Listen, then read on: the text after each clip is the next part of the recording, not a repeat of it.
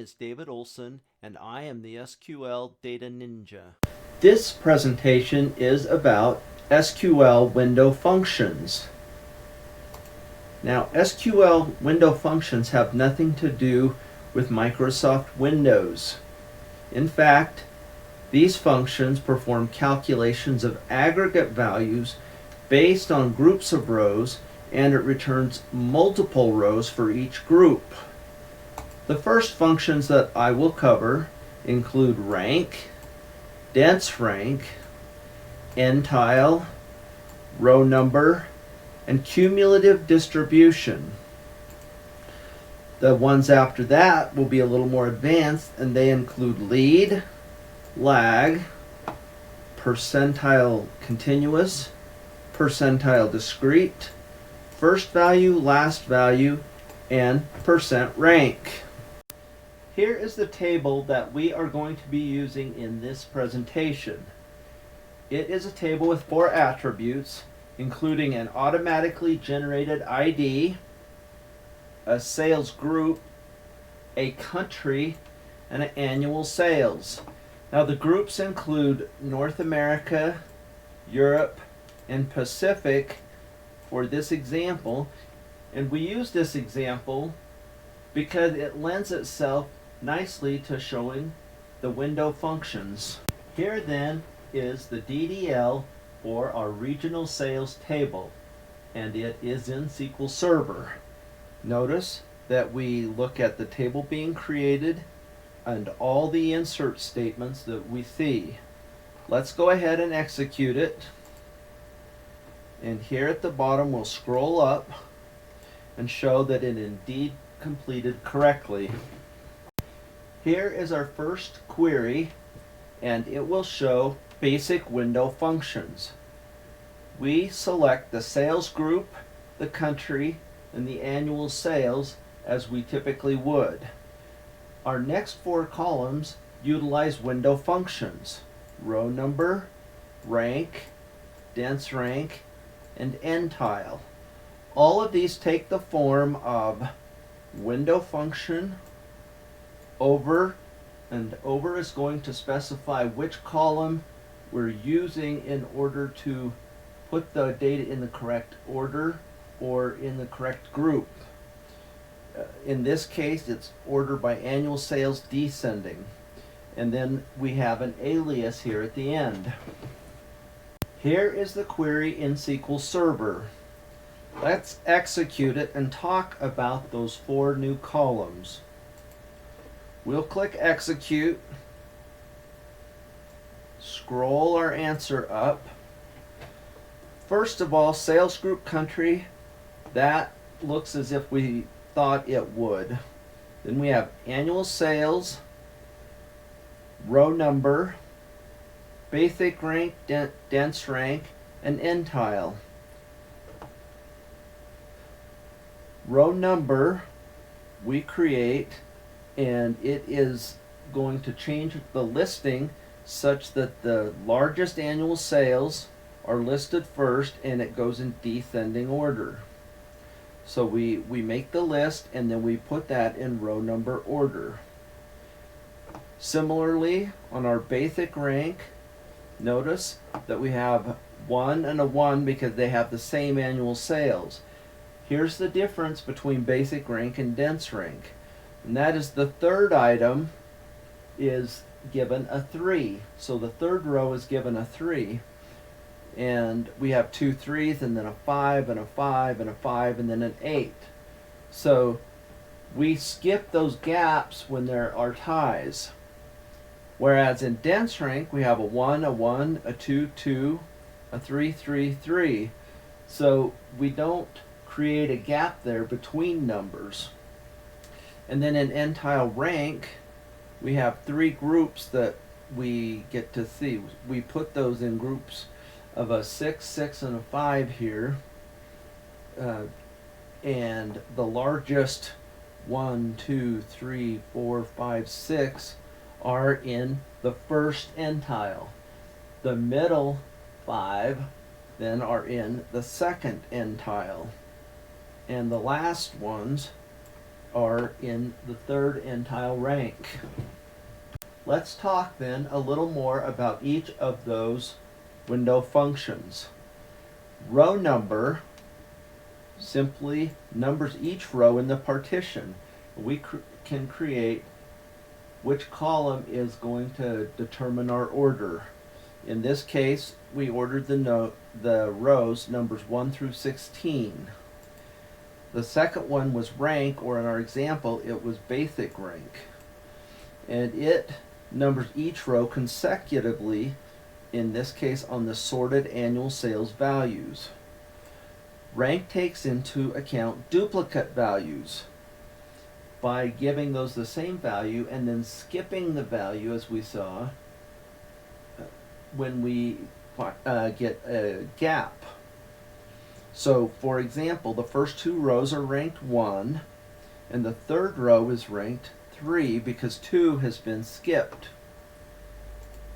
Comparing that to dense rank, it's a different approach. It accounts for duplicate values but doesn't skip ranking values. Consequently, the first two rows received a ranking of 1, as with rank, but the third row received a value of 2. In fourth, NTILE.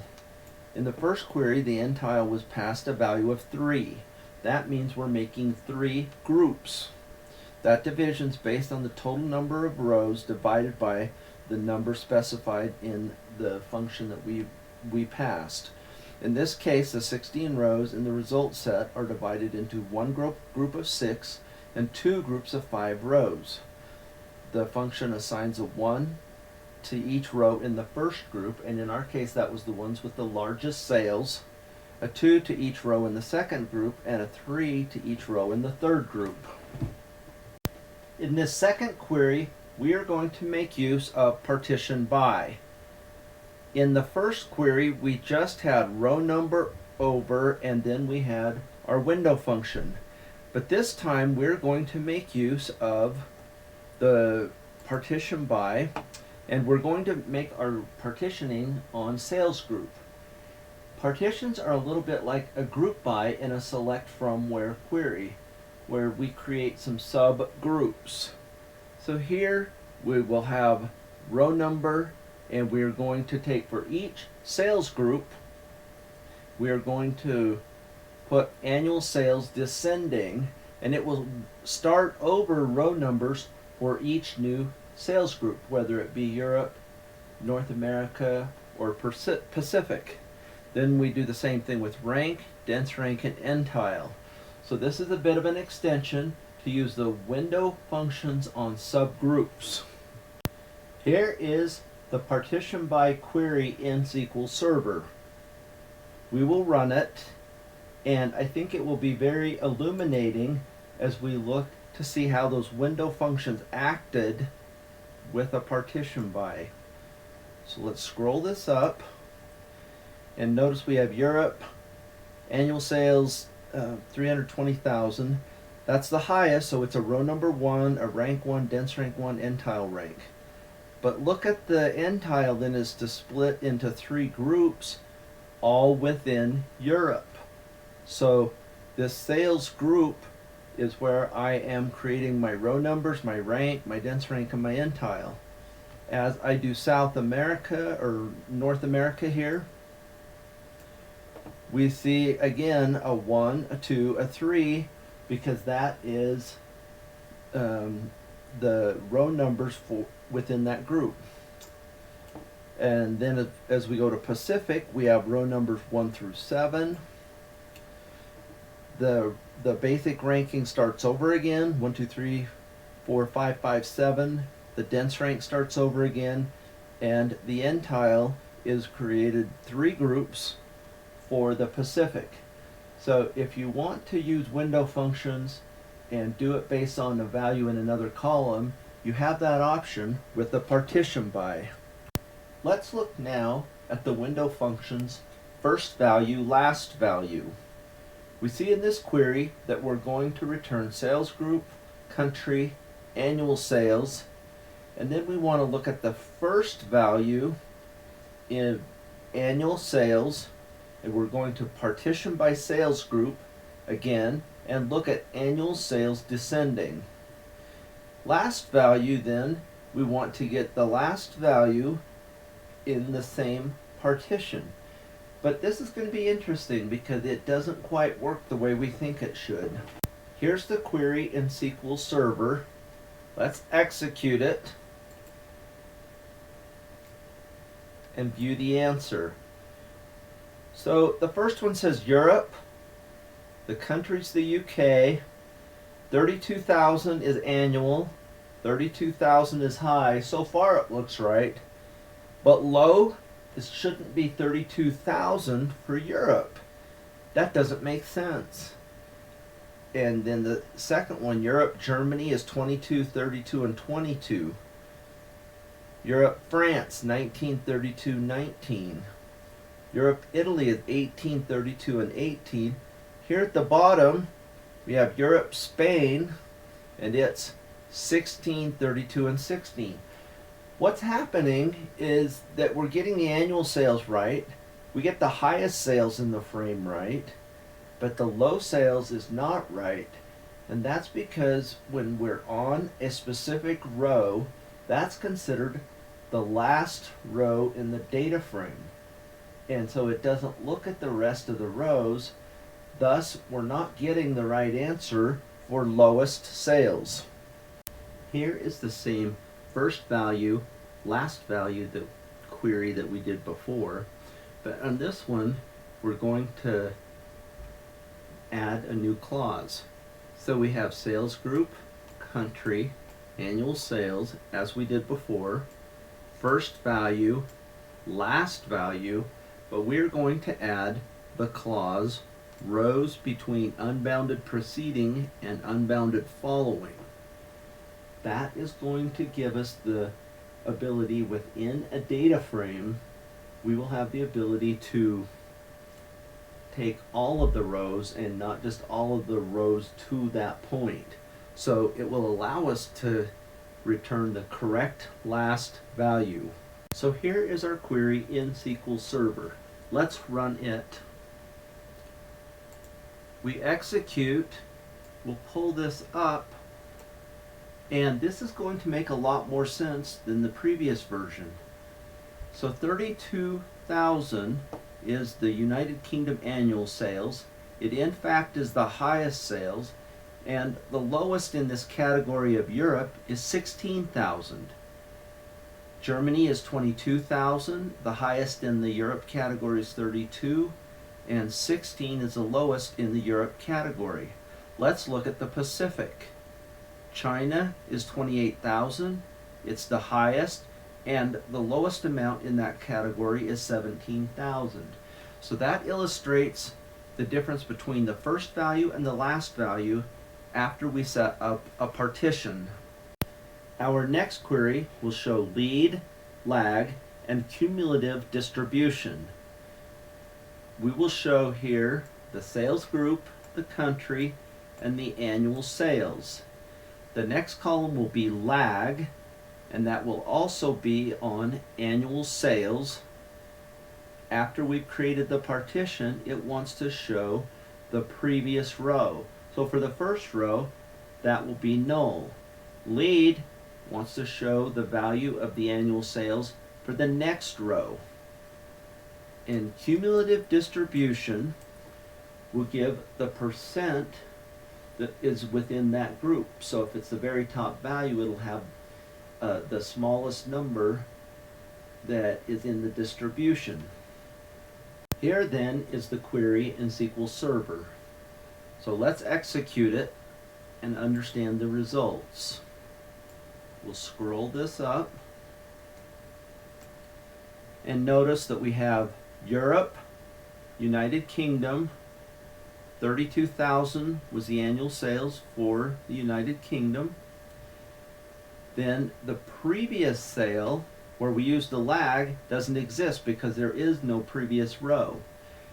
We look at the next sale, that will be on the next row, which is 22,000, and we look here, that's also 22,000.